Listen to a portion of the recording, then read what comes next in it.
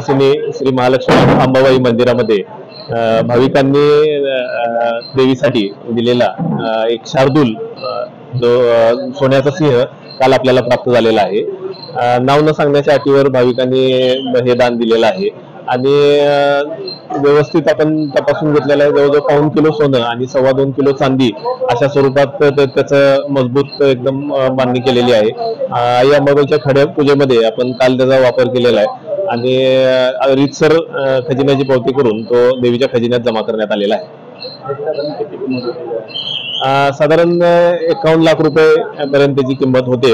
म्हणजे त्याच सिंहाबरोबर त्यांनी चांदीचं ताट, तांब्या, तांबण, 2 वाट्या, एक चांदीचा करंडा आणि एक सोन्याचा करंडा असं सर्व पूजा साहित्य सुद्धा दिलेलं आहे।